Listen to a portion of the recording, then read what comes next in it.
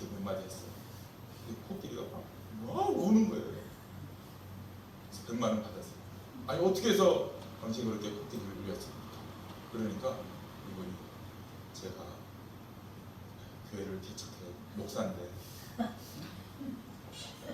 교회 개척하고 고생한 얘기를 이렇게 들려줬더니 코끼리가 운다 그랬대요.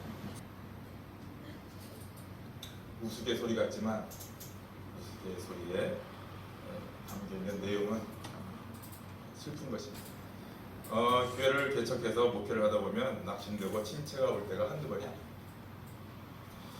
이렇게 하는 게 맞는가? 과연 이 길이 제대로 가는 길인가?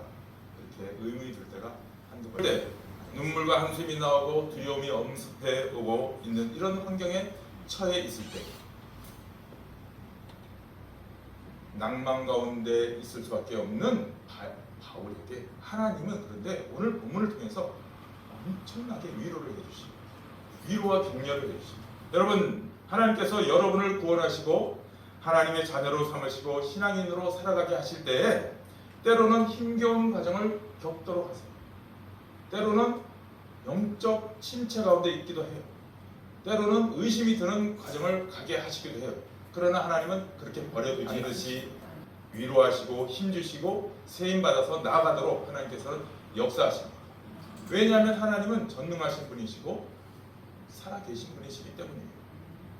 바울 사도에게 하나님은 나타나셔서 그렇게 힘과 격려를 주시면서 내가 너와 함께하니 힘내라. 하나님께서 동일하게 우리 각자에게도 이와 같은 역사를 베푸실 것을 우리가 다시 한번 말씀을 통해서 확인하면서 힘을 내는 계기로 삼으시기 바랍니다. 보시면은 그 후에 바울이 아덴을 떠나 고린도에 이르러 아굴러라고 하는 본도에서 난 유대인 한 사람을 만나니 도청하게 하려 합니다. 디모데의 이 소식, 데살로니가 교회의 소식을 전해 듣고는 바울이 힘을 냈어요. 여러분, 목회자가 가장 힘날 때가 언제인지 아세요? 사례비가 2배로 오를 때? 아니, 성도 한 사람 한 사람이 정말 믿음으로 굳건하게 세워질 때 얼마나 기쁜지 몰라요. 아멘. 바울 사도는 여기서 힘을 얻은 거예요. 데살로니가 교회 성도들이 이렇게 잘 자라간다. 너무 감사하다. 기쁘다. 그러잖아요. 다시 기쁨을 회복했어요. 그런데 신라도 왔어요. 신라가 왔어요.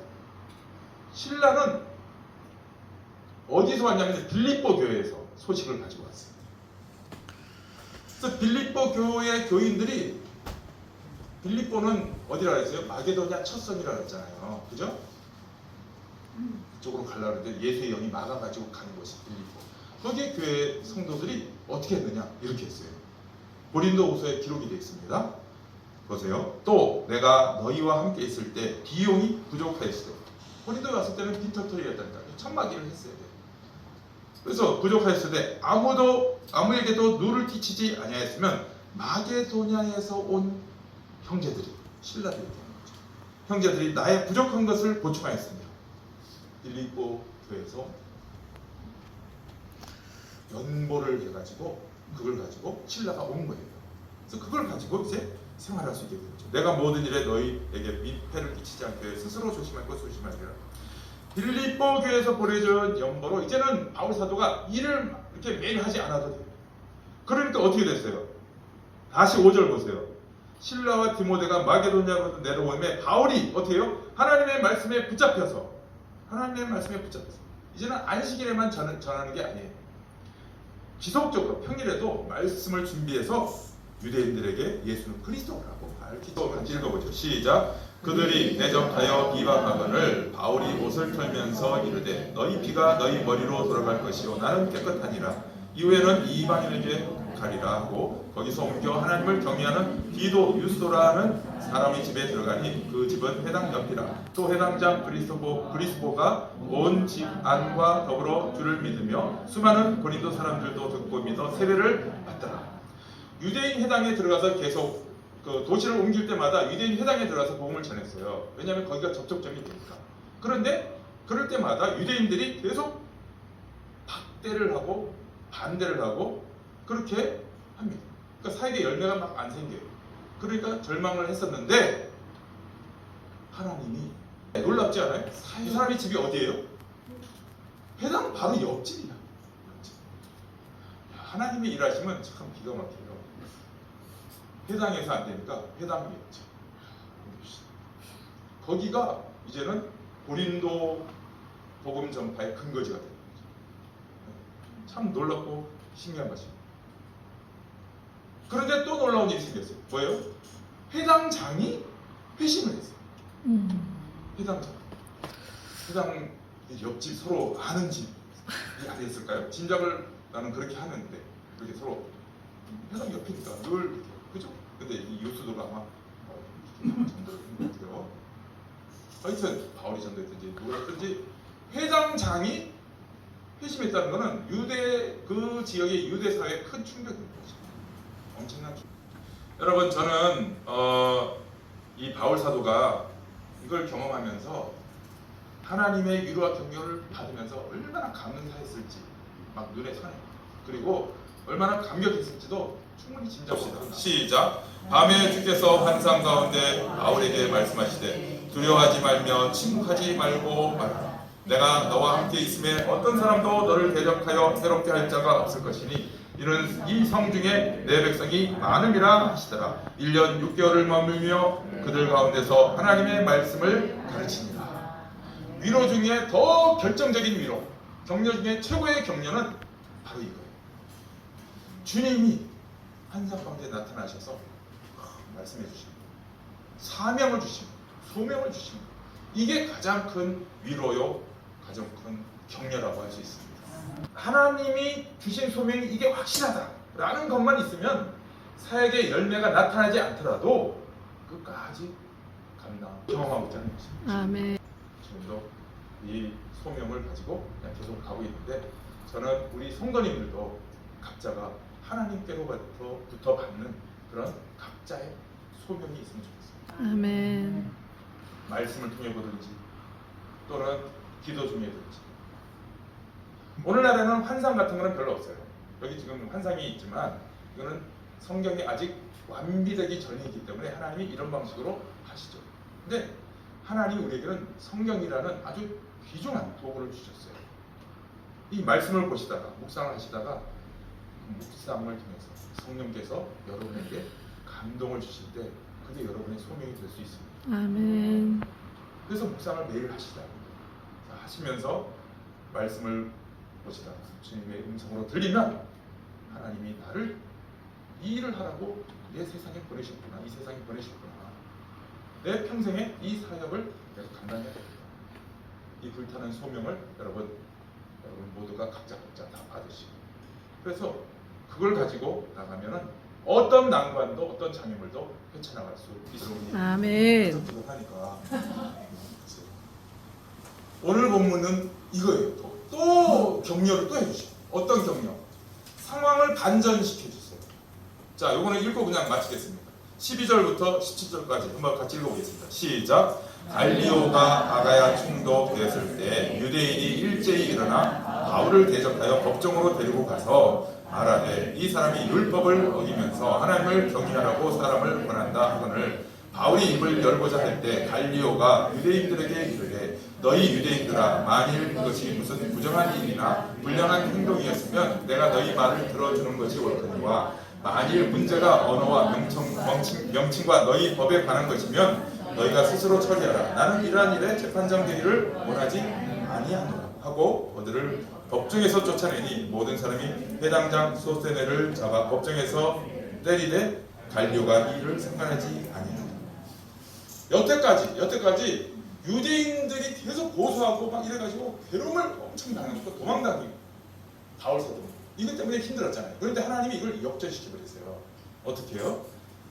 그 아가야 총독이 이제 새로 왔어요. 그랬더니 유대인들이 좋은 기회다. 그러고는 바울 사도를 이제는 완전히 매장시킬 좋은 기회다. 이러고는 새 총독이 왔으니까 데리고 가가지고 고소를 했던 거예요. 그랬더니 이 새 총독이 어떤 사람이냐? 야, 그건 너희들 문제 아니야. 너희들끼리 알아서 해결해. 나 그거 귀찮아. 안 해. 이런 사람이에요. 이제 신경을 안 써. 관섭을 안 해.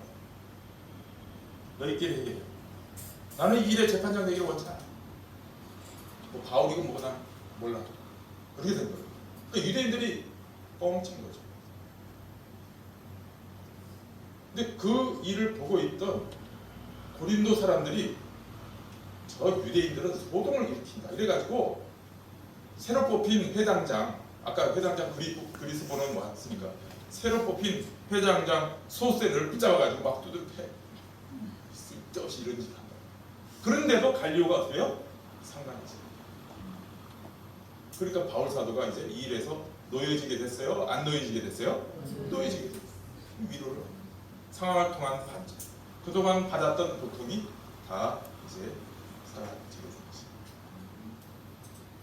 여러분, 이와 같은 하나님의 위로와 격려가 사실상 우리 믿음 생활을 하고 신앙 생활을 하는 과정 속에서 우리 가운데 바울 사도에게만 임하는 것이 아니라 우리에게도 임하고 있습니다. 아멘. 여러분이 발견을 못할 뿐, 그냥 저절로 된 거니 이렇게 생각할 경우가 많아요. 때가 됐을까 이렇게 됐다. 아니, 때가 돼서 된 게 절대로 없어요. 하나님의 개입의 손길이에요. 아멘. 잘 찾아보시면 하나님이 위로와 격려를 계속 해주고 있다는 사실을 여러분 발견해 보십시오. 사명을. 아멘. 1700년대니까 아주 오래 300년 됐죠. 근데 이분이 인도에 가가지고 그 복음 사역을 하는데 뭐가 필요해요? 성경이 필요하잖아요. 그 현지어로 번역된 성경이 필요하잖아요. 그래서 이 인도의 성경을 보호하기 위해서 20년 동안 막 노력해가지고 신구약 성경을 그 인도어로 이제 번역을 할 수가 있었어요. 그렇게 번역을 막 했는데 이제 이걸 이제 인쇄를 해야 될 거 아니에요. 근데 그날 밤에 하녀가 실수를 해가지고 이거를 흘러서 태워놨어요. 20년 동안 고생합니다. 정말 고생한 여러분, 언어 번역이 어렵습니다. 얼마나 낙심되겠어요, 이렇게 윌리엄 캐리 선교사. 허탈하고 낙심돼요. 근데 이 이야기가 런던의 한 신문사에 이렇게 게재가 됐어요.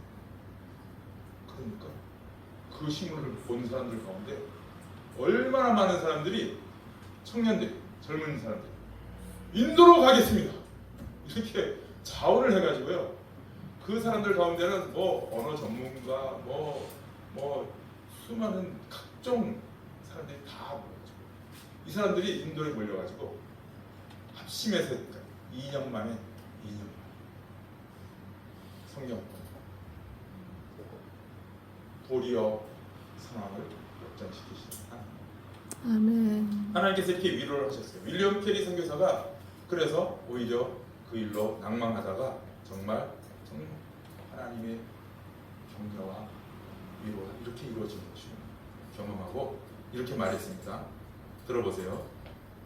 하나님께서는 나의 부족한 것을 완전케 하시느라고 이 일을 미리 계획하셨다.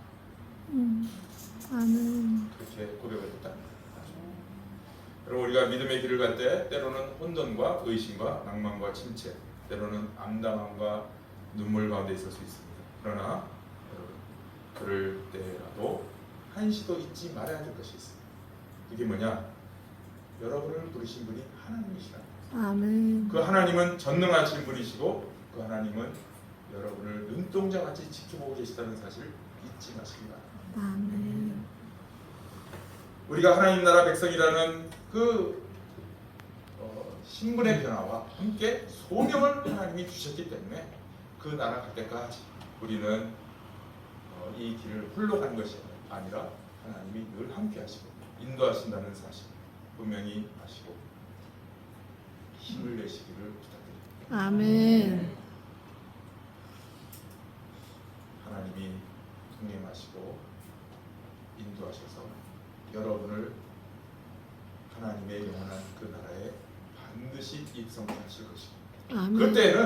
그때는 여러분이 그동안 흘렸던 그 모든 눈물을 닦아주실 것입니다. 아멘. 여러분이 받았던 그 모든 고통보다도 더 큰 하나님의 영광으로 여러분을 맞이하실 것입니다. 아멘. 여러분을 위하여 영광의 면류관을 예비하고 계시는 주님을 기억하면서 힘있게 믿음의 길을 전진해 나가요. 바울 사도와 같이 보세요. 위로를 받을 때마다 더욱 힘을 내서 전진해 나가는 바울과 같이 우리도 그 믿음의 길을 걸어가는 신앙의 여정이 되기를 주님의 이름으로 축복합니다. 아멘.